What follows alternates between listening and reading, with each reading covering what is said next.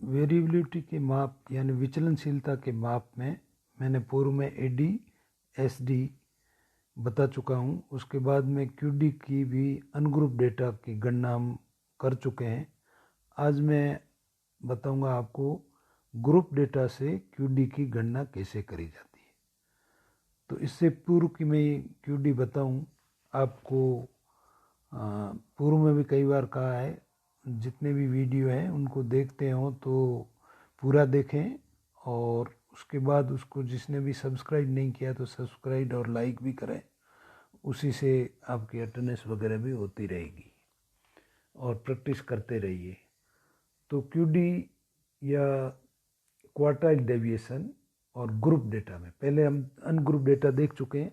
Group data का मतलब ये आपके सामने है वर्ग, ये जो दिया हुआ है, ये दिया हुआ है 60 छात्रों की बुद्धि लब्धि का चतुर्थक विचलन से ज्ञात करना है। तो वर्ग अंतराल दिया हुआ है आपको 120 से 124 CI, और लास्ट है 80 से 84, और उसकी फ्रीक्वेंसी भी दे रखी है। टोटल n है 60। तो ये तो आपको सवाल दिया हुआ होगा। अब आपको क्वार्टाइल डेविएशन निकालना है। तो क्वार्टाइल डेविएशन यानी क्यूडी निकालेंगे तो सबसे पहले आपको संचयी आवर्ती, जो आगे कैपिटल में F लिखा हुआ है, हिंदी में कहते हैं संचयी आवर्ती, इंग्लिश में है क्यूमुलेटिव फ्रीक्वेंसी। तो क्यूमुलेटिव फ्रीक्वेंसी आपको निकालनी है। और क्यूमुलेटिव फ्रीक्वेंसी यदि आपने पहले मीडियन आपने निकाला था तो वहाँ पे भी निकाली थी, तो वो तरीका सेम वही है। यानी इसको निकालने के लिए जो नीचे से 80 से 84 की जो फ्रीक्वेंसी है और उसमें नेक्स्ट वाली को जोड़ते हुए करते जाना। तो जैसे 80 से 84 की फ्रीक्वेंसी 3 है तो संचय आवर्ती में नीचे 3 लिख दिया। फिर उसके बाद में 85 से 89 की फ्रीक्वेंसी 4 है तो उसको 4 में 3 को ऐड कर लिया, तो 3 + 4 7 हो गया। 7 में नेक्स्ट वाली फ्रीक्वेंसी है 7, 7 + 7 14 हो गया। 14 में नेक्स्ट फ्रीक्वेंसी 10 है तो 24 हुआ। 24 में नेक्स्ट फ्रीक्वेंसी 15 है तो 15 आ गई। 15 में 24 ऐड किया तो 39, 39 + 8 47, 47 + 6 53, 53 + 4 57, और 57 + 3 60। और चूंकि हमारा जितना n जो नंबर था वही क्यूमुलेटिव फ्रीक्वेंसी में सेम संख्या वही आनी चाहिए। यदि आपकी वो नहीं आती है तो देख लीजिए कहीं कैलकुलेशन में गलती की होगी। तो सबसे पहले तो संचयी आवर्ती यानी क्यूमुलेटिव फ्रीक्वेंसी जहाँ कैपिटल F निकाला है वो आपको निकालना है। वो सिंपल है, जो मीडियन में आपने निकाला वैसे निकालते हैं। तो 80 से 84 नीचे से उसको ऐड करते हुए लिखना है। अब आपको इसमें जो इसके सामने लिखा हुआ Q1 और Q3 निकालना है। जैसा कि आप फॉर्मूले में देख रहे हो, इसका जो फॉर्मूला है ये फॉर्मूला सेम है जो अनग्रुप डेटा में निकाला था वही है, यानी Q3 - Q1/2। सिर्फ इसका मेथड जो है वो अलग है, बाकी फॉर्मूला सेम है। तो अब इसमें Q3 पहले तो Q3 निकालना है और उसके बाद में Q1 निकालना है। तो Q3 निकालते हैं तो Q3 के लिए Q3 हमारा कहाँ आएगा, तो Q3 2 की 3n/4 इसका जो फॉर्मूला है, जो ये 3n/4 यानी जो प्राप्तांक है उन कुल संख्या का उसका 3/4 करना है। तो प्राप्तांक है आपका 60 का 3/4 यदि हम करते हैं यानी 3n/4 लिख दीजिए, एक ही बात है। तो 3n था 60/4 तो टोटल हुआ 180, 80 से मैं 4 से डिवाइड कर दिया तो 45 है। इसी तरीके से Q1 निकालते हैं। Q1 मतलब किस में आ रहा है पहले वो निकालना है। तो Q1 आपका है n/4, n 60 था, 60 में 4 से डिवाइड किया तो आप 15 आ गया। तो अब यहाँ जो सवाल के अंदर ये आगे दे रखा है Q1 और Q3 क्यूमुलेटिव फ्रीक्वेंसी या संचय आवर्ती निकालने के बाद में हमको ये देखना है कि हमारा Q1 और Q3 कहाँ आएगा। जैसे सबसे पहले Q1 का मतलब है 25 परसेंटाइल, और Q1 परसेंटाइल हमने निकाला तो 15 आ रहा है। तो 15 जो क्यूमुलेटिव फ्रीक्वेंसी है कहाँ पे आएगा, वही हमारा Q1 होगा। तो 15 आएगा। जैसे आप देख रहे 14 तो आ गया, 90 से 4 तक, तो इसका मतलब जो 95 से 99 है, जहाँ टोटल 24 है, तो 15 उसी में होगा, तो इसलिए इसके सामने लिख देते हैं Q1। इसी तरीके से Q3 जो है उसका हमने निकाला था Q3 3n/4, और वो निकाला था तो आपका आया था 45। अब 45 कहाँ आएगा, 39 तो आ गया 100 से, 104 के सामने, तो नेक्स्ट जो है 47 आया 105 से 109 में, तो उसके सामने भी Q3 लिख दिया। अब इसको हल करने के लिए ये फॉर्मूला है, फॉर्मूला Q3 का अलग है और Q1 का अलग है। जैसे ये फॉर्मूला दे रखा है, पहले हम निकालते हैं Q3 का फॉर्मूला लिखा हुआ है L प्लस ब्रैकेट में 3n/4 माइनस F1/FQ, और ये पूरा ब्रैकेट में है, और नेक्स्ट है I।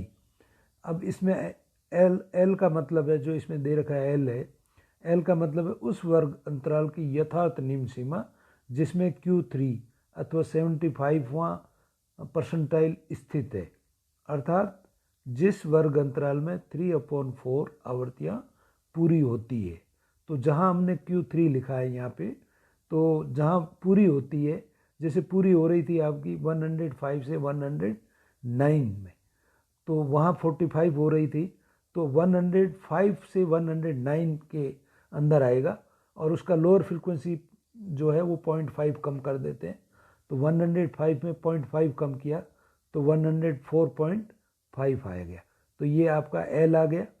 फिर लिखा हुआ है 3n/4, तो 3 जैसा दिया है उसको करें 3 × 60/4, इसको सोल्व करना है, माइनस F1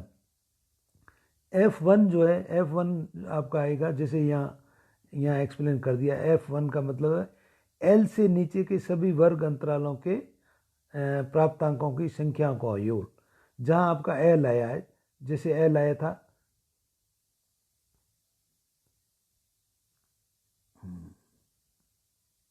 जैसे L आया था, L आपका आया था इसमें 105 से 109, यानी 104 था, तो इसके अंदर जो 47 के जस्ट नीचे 39 है, तो 39 यहाँ 39 लिख दिया।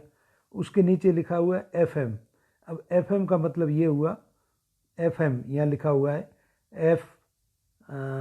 FQ, सॉरी, उस वर्ग अंतराल की आवर्ती जिसमें Q स्थित है, FQ जिसके अंतर्गत वर्ग अंतराल की स्थित है, जो ये आ गया आपका FQ।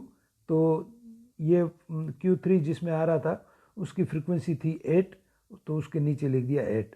अब इसको सोल्व करना है, अब इसको सोल्व करेंगे 104, और ब्रैकेट को पहले सोल्व कर देंगे, और जब ये जितना आएगा उसमें 104 को 104.5 को प्लस कर देंगे तो 108.25 आएगा। तो इस तरीके से ये तो आपका निकल गया Q3। इसी तरीके से Q1 निकालना है। Q1 का फॉर्मूला ये लिखा हुआ है L plus n/4 minus F1 और FQ। तो इसका फॉर्मूला भी ये इसको एक्सप्लेन यहाँ किया हुआ है। इसमें Q1 का मतलब है Q1 बराबर L प्लस, सेम फॉर्मूला याद करने के लिए वहाँ सिर्फ Q3 में 3n/4 था, और यहाँ चूँकि 25 परसेंटाइल है तो ये हो गया n/4, 25 परसेंटाइल, वहाँ इसलिए 3 से मल्टीप्लाई कर दिया तो 3n/4 हो गया, ये n/4 हो गया। तो n/4 बाकी है, जैसे F1/FQ ब्रैकेट और लास्ट में I। तो अब L का मतलब वही है, उस वर्ग अंतराल की यथार्थ निम्न सीमा जिसमें Q1 अथवा 25 शतांक स्थित है, जिस वर्ग अंतराल में 101/4 आवृत्तियाँ पूरी होती है। तो हमारी 1/4 की आवृत्तियाँ हो रही थी आपकी 95 से 99 के अंदर, तो 95 की लोअर लिमिट हुई 94.5, 0.5 कम कर दिया तो 94.5। अब n/4, n था 60/4 माइनस F, तो जिसके अंदर Q1 आया हुआ है उसके जस्ट नीचे वाला होगा आपका F1, तो 14 हो गया अपॉन FQ का मतलब है कि जिसके अंतर्गत ये सेम वही जो Q3 का बताया वही है, उस वर्ग अंतराल का आवर्ती जिसमें Q1 है, यानी जिसके अंतर्गत Q1 आ रहा है। तो Q1 आ रहा था, उसकी फ्रीक्वेंसी थी 10, तो अपॉन 10 कर दिया, इंटू आई मतलब इसकी साइज़ क्या है, तो 120 से 125 जो है इसकी साइज़ है, 5 से मल्टीप्लाई कर दिया। सेम फॉर्मूला है, सिर्फ यहाँ n/4 है और वहाँ 3n/4 है, और जो जिसके अंतर्गत आ रहा है उस वही देखना है। तो ये आया 195 के अंदर है, 95 से 99 में तो 94.5, और फिर इसको 5 से इसको n/4 कर दिया, माइनस जिसमें Q1 था उसके जस्ट नीचे वाली तो 14 आ गई, और नीचे FQ का मतलब है कि जिसमें Q1 आया था उसकी फ्रीक्वेंसी, तो 10 इंटू आई यानी 5 से कर दिया, और इसको आप सोल्व करोगे तो ये 95 है। अब Q का था Q3 माइनस Q1, तो Q3 था 108 माइनस Q1 है 95, तो अपॉन 2 से डिवाइड किया, तो ये 108.25 को माइनस 95 किया तो ये आया 13.25, 2 से डिवाइड किया तो 6.63, तो ये आपका आंसर आया। थोड़ा सा ये दोबारा मैं और रिपीट कर देता हूँ। पहले आपको फ्रीक्वेंसी और CI दिया हुआ होगा, फ्रीक्वेंसी और DI के बाद में आपको क्यूमुलेटिव फ्रीक्वेंसी यानी कैपिटल F जो लिखा हुआ है, संचय आवर्ती निकालना है। संचय आवर्ती नीचे से ऐड करते हुए, और जहाँ टोटल n जितना है वहीं लास्ट में 60 है तो 60 आना चाहिए, वो आ जाएगा। आप जोड़ फ्रीक्वेंसी को ऐड करते जाएंगे। फिर ये जो Q1 और Q3 जो निकालते हैं उसका सिंपल सा फॉर्मूला है, Q3 निकालते हैं कि 3n/4 यानी प्राप्तांकों की कुल संख्या का 3। तो प्राप्तांक 60 था, 60 इंटू 3 इंटू 60/4, ये आप करेंगे, डिवाइड करेंगे तो ये आपका ये निकला 45। तो अब जहाँ क्यूमुलेटिव फ्रीक्वेंसी जिसमें 45 आ रही है उसी के अंतर्गत आएगा, तो 45 Q3 में आ रही, 47 जहाँ लिखा हुआ है उसमें आएगा, और उसका जो CI है 105.9, तो उसकी लोअर लिमिट हो जाएगी, उसका 0.5 कम करेंगे तो 104.5।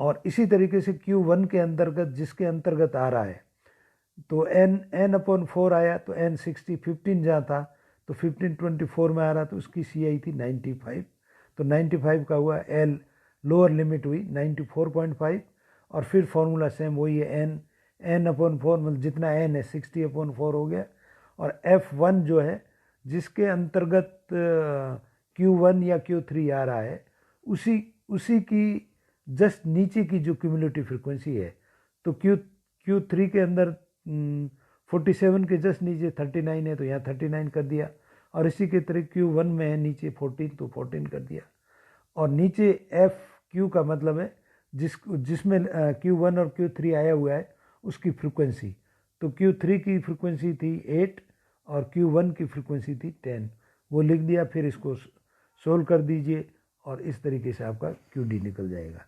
फिर Q3 माइनस Q1 निकाला है, तो Q3 के वैल्यू ये यहाँ से सोल्व की हुई है 108.25 में माइनस 95 किया, अपॉन 2 किया, और इसको सोल्व करोगे तो 6.63 आएगा।